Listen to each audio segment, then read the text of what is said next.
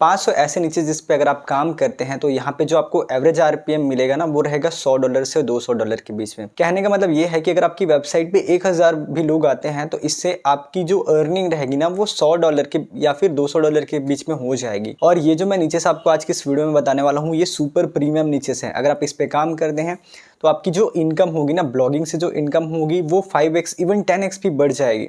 तो आप इस वीडियो को स्किप मत करना, आप इस वीडियो को लास्ट तक देखना, एंड तक देखना। एंड दोस्तों इस वीडियो को स्टार्ट करने से पहले अगर आप हमारा लाइव क्लास ज्वाइन करना चाहते हैं जो कि ऑनलाइन लाइव क्लासेस होती है ब्लॉगिंग की, तो अगर आप ये ज्वाइन करना चाहते हैं तो आप हमें नीचे दिए हुए नंबर पे कॉल कर सकते हैं या फिर व्हाट्सएप पे मैसेज कर सकते हैं। और ये जो हमारा लाइव क्लास होता है इसका आपको रिकॉर्डिंग भी दिया जाता है और साथ ही साथ आपको जो ब्लॉगिंग से रिलेटेड जो होमवर्क्स होते हैं ना जिससे आपकी इंप्रूवमेंट थोड़ी बढ़ जाती है, काफ़ी बढ़ जाती है, वो सारी चीज़ें भी हम आपको अपने इस क्लासेस में ये सारी चीज़ें प्रोवाइड करते हैं। इसके साथ ही साथ ब्लॉगिंग से रिलेटेड आपके जो भी प्रॉब्लम्स होते हैं इनको सॉल्व करने के लिए मेरी टीम आपका फुल हेल्प करती है, पूरा सपोर्ट प्रोवाइड करती है। तो अगर आप हमारा क्लास ज्वाइन करना चाहते हैं तो आप हमें नीचे दिए हुए नंबर पे कॉल या फिर मैसेज कर सकते हैं। और वीडियो स्टार्ट करने से पहले अगर आप हमारे चैनल पे नए हैं तो चैनल को सब्सक्राइब कर लीजिए और वीडियो स्टार्ट करते हैं। तो दोस्तों ये जो 500 नीचेस है इस वीडियो में बताऊंगा तो भाई वो 2-3 घंटे से ज़्यादा का वीडियो हो जाएगा। तो ये जो 500 नीचेस है इसका मैंने एक कह सकते हैं एक एक्सेल शीट बनाया हुआ है जिसमें उस नीचेस के बारे में है और उसके साथ साथ उसमें एवरेज आरपीएम और सीपीएम कितना मिल रहा है ये भी है, और इसके साथ ही साथ उसमें सीपीसी कितना मिलता है, ये सारा कुछ एक मैंने एक्सेल शीट बनाया हुआ है। और ये जो एक्सेल शीट है इस एक्सेल शीट में ये सारी चीज़ें इंक्लूडेड है। तो अगर आपको वो एक्सेल शीट चाहिए तो आप इस वीडियो को एंड तक देखिए, आपको एंड में वो एक्सेल शीट मैं आपको दे दूंगा। लेकिन उससे पहले मैं आपको बताता हूँ कि अगर आप ब्लॉगिंग स्टार्ट करते हैं तो आपको कौन से नीचेस पे हैं जिन पे काम करना चाहिए। इसके साथ ही साथ मैं आपको 5 ऐसे फैक्टर बताता हूँ जो अगर आप ब्लॉगिंग स्टार्ट करते हैं, कोई भी नीच सेलेक्ट करने वाले हैं, तो आपको ये चीज़ों को ध्यान देना रहता है। तो सबसे जो पहला फैक्टर होता है, जो सबसे पहला पॉइंट होता है वो होता है आपका इंटरेस्ट। देखो यार, जब भी लोग ब्लॉगिंग स्टार्ट करते हैं तो पैसे को माइंड में रख के कोई सा भी नीच सेलेक्ट कर लेते हैं जिसमें उनका इंटरेस्ट होता भी नहीं है। और अगर आप ऐसे नीच पे काम करते हैं तो भाई आप ज़्यादा दिन तक काम नहीं कर पाओगे। बिकॉज ऐसा होता है कि जो पैसे को देख के जो आपका इंटरेस्ट होता है वो 2 दिन, 4 दिन, 5 दिन, 1 हफ्ते से ज़्यादा नहीं रहता है। और इसके बाद 1 हफ्ते के बाद अगर आप काम करना छोड़ दोगे तो आपकी अर्निंग नहीं होने वाली है। क्योंकि अगर आप ब्लॉगिंग करते हैं तो आप बहुत दिन तक यानी कि लॉन्ग टर्म तक अर्निंग करने के लिए कमाने के लिए आप ब्लॉगिंग करते हैं।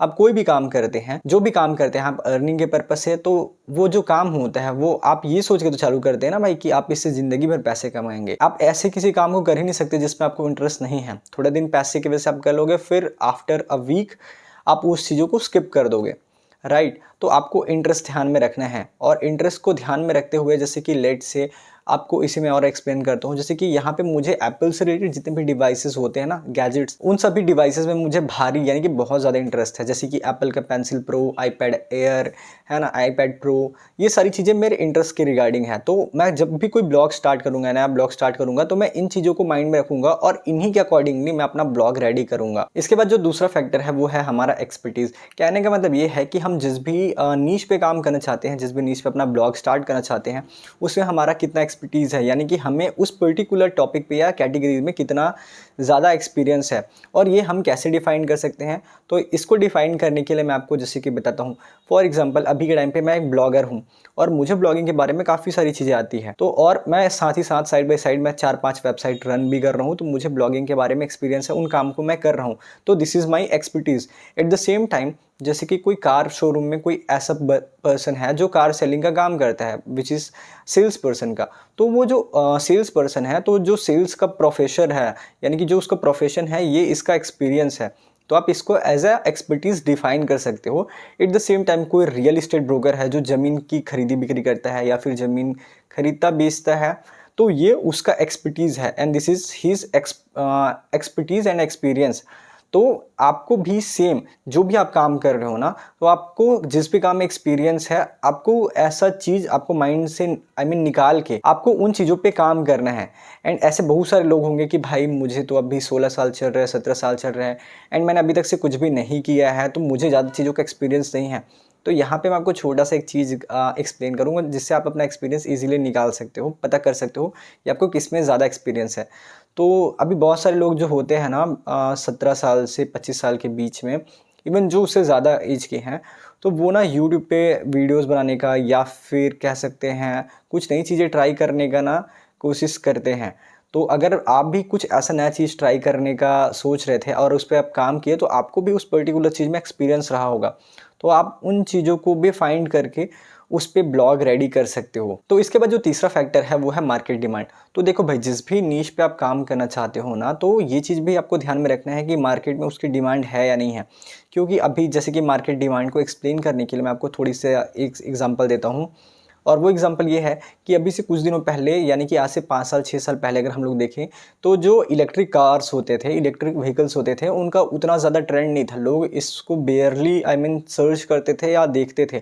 पर अभी जैसे कि 2024 का टाइम चल रहा है, 2024 खत्म होने वाला, 2025 आने वाला है, तो इस टाइम पे जो इलेक्ट्रॉनिक व्हीकल्स है ना, इनका क्रेज़ बहुत ज़्यादा बढ़ चुका है। जैसे कि इलेक्ट्रिक कार्स हो गई, जैसे कि महिंद्रा की अभी रिसेंटली एक इलेक्ट्रिक कार आई है, इसके बारे में लोग बहुत ज़्यादा सर्च कर रहे हैं। और ऐसे ही बहुत सारे इलेक्ट्रिक कार्स हो गए, electric scooters, electric bikes, electric cycles, जितने भी जो ट्रांसपोर्ट के जो कह सकते हैं मीडियम हैं, वो इलेक्ट्रिक फॉर्म में आ रहे हैं। तो इनके बारे में बहुत ज़्यादा सर्चेज़ हो रही हैं। मतलब कहने का मतलब ये है कि मार्केट में इन चीज़ों की डिमांड है, ज़रूरत है, तभी तो लोग सर्च कर रहे हैं। तो आपको ऐसे डिमांड को पता करना है और उस पे आर्टिकल लिखना है, और यानी कि उस पे ब्लॉग बनाना है। और अगर आप सोच रहे होंगे कि भाई, हम कैसे इन मार्केट हम तो इतने एक्सपर्ट नहीं हैं कि हम इन मार्केट ट्रेंड्स को या फिर जो डिमांड है उसको हम लोग कैसे पता करें। तो इसको पता करने के लिए एक फ्री टूल है जिसका आप यूज़ कर सकते हैं, और वो भी बिना एक भी रुपए स्पेंड किए, यानी कि इन्वेस्ट किए बिना आप इसको यूज़ कर सकते हैं। और वो है गूगल ट्रेंड्स। तो गूगल ट्रेंड्स में जाके आप एक दिन का, 1 घंटे का, 24 घंटे का, इवन 1 मंथ, 3 मंथ, है ना, 6 मंथ, इन लास्ट, यानी कि 1 साल, 5 साल, इतने दिन का ना आप डेटा देख सकते हो गूगल ट्रेंड्स में, कि इस पर्टिकुलर टाइम पे जो भी पर्टिकुलर कीवर्ड है उसका कितना डिमांड था, लोग कितना ज़्यादा सर्च कर रहे थे। ये सारी चीज़ें आप गूगल ट्रेंड से देख सकते हैं। इसके बाद जो चौथा फैक्टर है वो है यूनिकनेस। तो देखो यार, अभी के टाइम पे ना बहुत सारे लोग हैं जो ना भीड़ चाल में चलना पसंद करते हैं। मतलब पहले के जो जितने भी लोग उन्होंने उनको बता रखे हैं ना, जितने भी नीचे, जैसे कि कुकिंग हो गया, ट्रैवल हो गया, एंड टेक हो गया, तो वो लोग इसी पे ना बिना खुद का सोचे काम किए जा रहे हैं। तो आपको ऐसा नहीं करना है, आपको यूनिकनेस यहाँ पे इन्वॉल्व करना है, ऐड ऑन करना है। और यूनिकनेस आप कैसे कर सकते हैं? जैसे कि देखो, बहुत सारे जो लोग होते हैं उनकी जो वेबसाइट होती है ना, वो गैजेट्स पे होती है। तो अगर आप गैजेट पे काम करोगे तो यार, यहाँ पे कंपटीशन जो रहेगा वो थोड़ा सा ज़्यादा हो सकता है, जिसको आप as a beginner blogger beat करना थोड़ा टफ होगा। मैं ये नहीं बोलूँगा कि इम्पॉसिबल है, पॉसिबल है, बट थोड़ा टफ रहेगा एज अ बिगनर, यानी कि एज अ न्यूबी ब्लॉगर। तो आप यहाँ पे अगर आप थोड़ा यूनिक करते हैं तो आप अपने कंपटीशन को ख़त्म कर सकते हो, या फिर मार्केट में स्टैंड आउट कर सकते हैं। और स्टैंड आउट करने के लिए आपका जो ब्लॉग है उसका यूनिक होना बहुत ज़्यादा इंपॉर्टेंट है, यानी कि बहुत ज़्यादा ज़रूरी है। तो आप यूनिकनेस कैसे ला सकते हैं?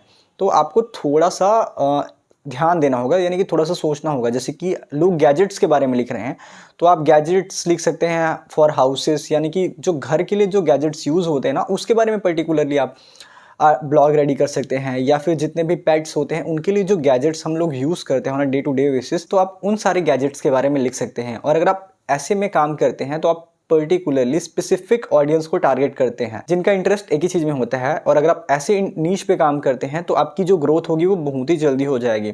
यानी कि 1 से 2 महीने में आपका जो ब्लॉग रहेगा वो काफ़ी ज़्यादा ट्रैफिक ले आएगा और आप अर्निंग करना भी स्टार्ट कर दोगे।